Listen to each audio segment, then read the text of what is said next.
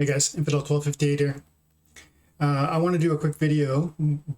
It's going to be like 10 minutes. We're going to talk about questions, and there's one specific question here I want to focus on, but I'm going to run through a few questions and we'll just see what other topics come up. But I am going to shoot for this to be a shorter one because I've got a 30-minute rank grind at the diamond level coming out in the next hour or so. Okay, so Robert Wong asked, "Hey Dwayne, nice video about Splinterlands. Do you have any tips on earning more DEC? I think I hit a wall on all my earnings. They all go toward rental to maintain the rank on Diamond. I plan to buy packs when Chaos comes out," and he's just looking for broad, generalized advice. Well, it seemed to me after starting an account or reopening, or I guess going back to an ancient account that I haven't touched in a long time. I have 3 accounts. I have, about DE Cunningham. DE Cunningham is at the silver level. It's going to get 15 season rewards every year or every season based on the cards that I'm able to easily and cheaply rent. I have a diamond level account, and that's all my main cards that I've accumulated over 3 years. And then I have a third account with no cards, just a spell book, and that thing is in bronze 3.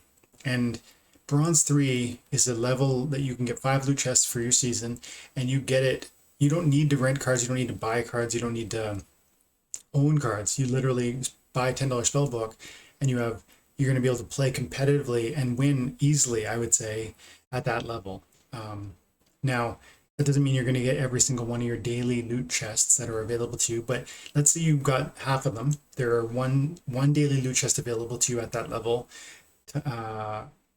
every single day, assuming you complete your daily quest, times 7 or 8, call it 7 or 8, call it 7.5, because that's right down the middle. So you're going to say you're going to win 7 loot chests or 8 loot chests on any given season. That's going to be worth roughly, 80 cents a loot chest times 7.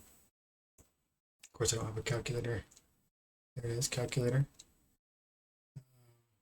So we're talking 7 loot chests times 80 US cents, $5.60 per $5.60 US that you're going to be able to earn if you just have a spell book and you don't rent anything and you just play at bronze level 3. You're going to get $5.60 on average per season, assuming you complete half of your daily quests, just your daily quests. Then you're also going to get another 5 loot chests every season, right? So 5 times, that's all right, 5 loot chests at the end of your season times 80 cents each. It's $4. So plus 560 for the daily loot chests. You're talking roughly $10 US per season. I think conservatively, if you start a new account in bronze. And so Robert Wong, if you want an easy way to make more money with this game, and you are concerned, you're having a hard time staying in diamond, and then you find all your dark energy crystals are going toward just keeping you there. Well, what if you just stopped renting those cards and let yourself fall to wherever the money allows you to fight? Maybe currently the type of monsters you're going to need to rent are too hard to maintain monetarily speaking, like the cost versus reward at the diamond level. And keep in mind, this is a free market, right? This is people rent their cards and others buy their cards or borrow the cards.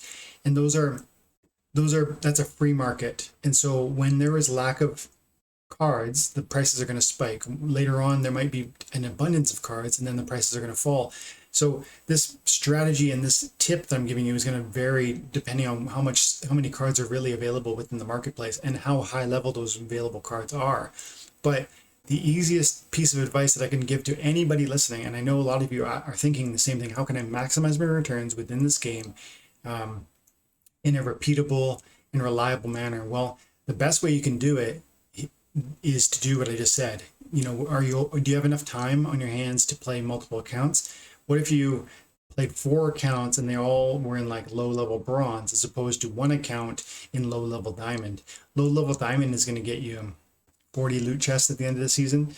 If you played 8 accounts at bronze 3, which again, you need no rentals whatsoever.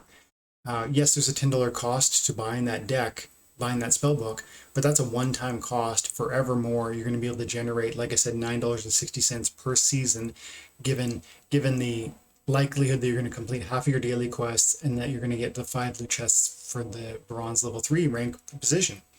So that should pay itself off in 1 or 2 seasons, and then after that, it's just gravy. And then heck, as much time as you've got, you could just make more and more of these accounts. It's up to you if you want to do that. I find that it's less satisfying because those games are so simplistic. There's no depth to the deck. But if it really is all about the numbers, if you just are concerned about how much earning you potentially you've got, fighting in diamond on one account is maybe not the way to go. Food for thought. So Robert, if I see you in the comments and you drop the account later on, I'll definitely give you a bounty on this one, bud. Appreciate you. We're at 6 minutes. Let's see if we've got any other good questions. Let's see. Hi, can anyone tell me how to transfer a plot from Hive Engine back to the game? Okay, I have never done this, but when you are, oh, you know what? I think it's in here. So you come into your account and you look up, you go to cards, and then you're going to go over here and you're going to look into your inventory. Specifically, see the inventory? You're going to look at this other category. These are my cards. I'm going to look at the other. And then you're going to find plots if you have any. If you had a plot, it would say plot here.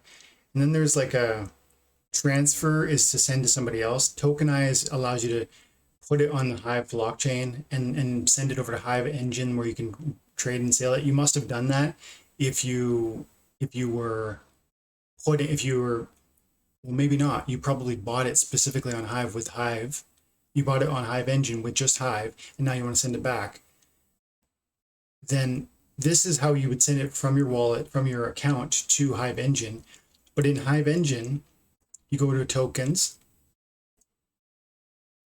and then you're going to find plot. I guess you can even go to wallet because you're going to see it. I'm not going to see it because I don't have a plot. But you go to wallet and then you find plot, Splinterlands land plot. And then there should be, that's the trade.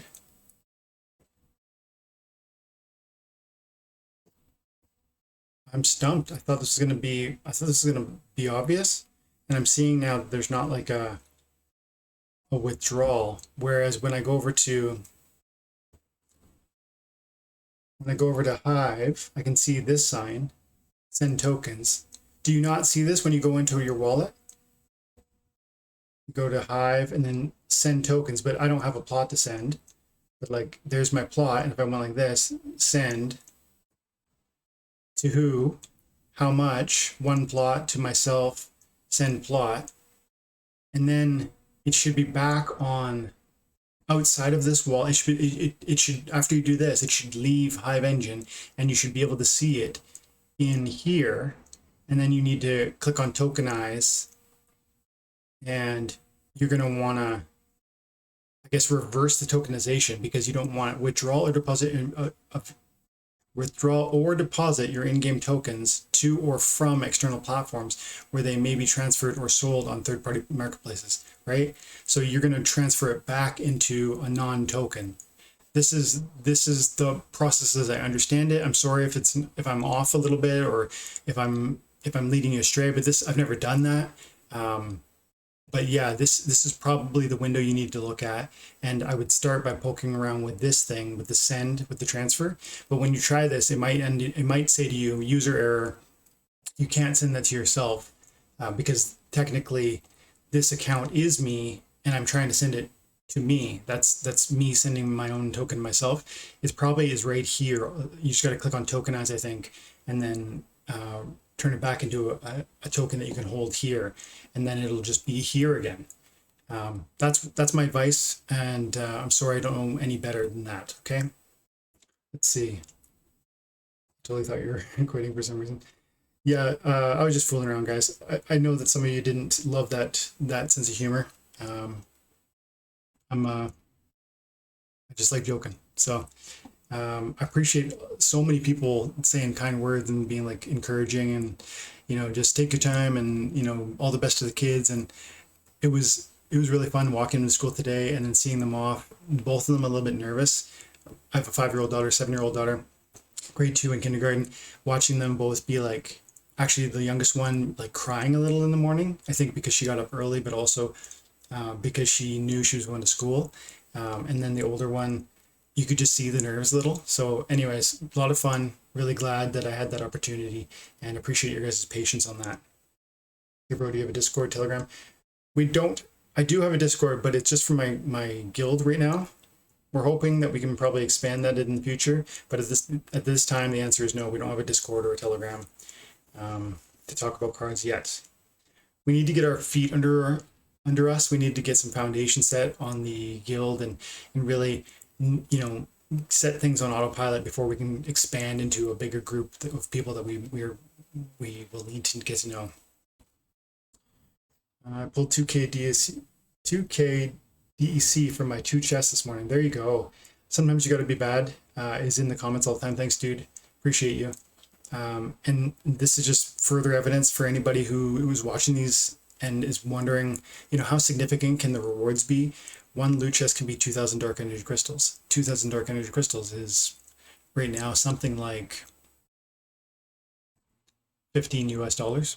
So, right? Is that right? 2,000 divided by 130. Yeah, it's about $15 US. So he got that with one loot chest, and the recipe I just told you earlier with bronze to get probably 12 or 13 loot chests every season. Some of those it could be this $15 per pack. Okay, we're getting a little bit longer than I wanted. I'll try and do 1 or 2 more questions. Wonder what's happened. Yeah, it's all good, guys. Thanks. DEC is going to go lower like 90% from here once airdrop is done, right? Yeah.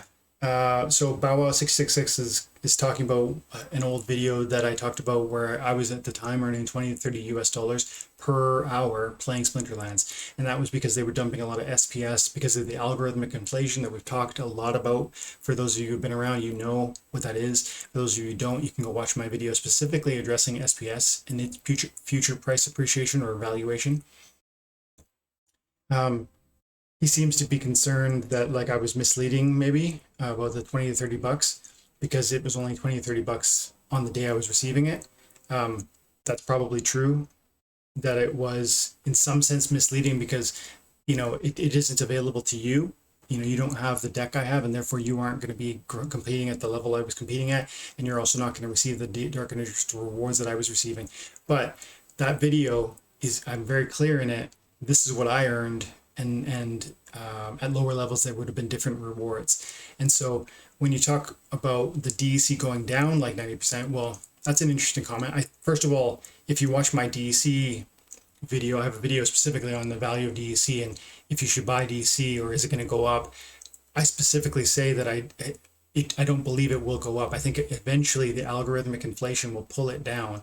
I said that the algorithmic inflation which DEC is governed by will be a gravity, a weight pulling it back down to the $1,000 to $1 range eventually.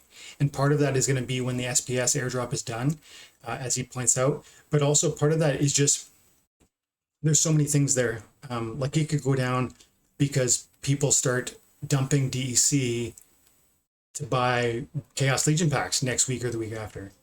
Because if we stop holding DEC, we stop getting airdrop points on those, and then that DEC is that's going to, if you pay DEC to Splinterlands to buy packs, it's no longer in the common circulation.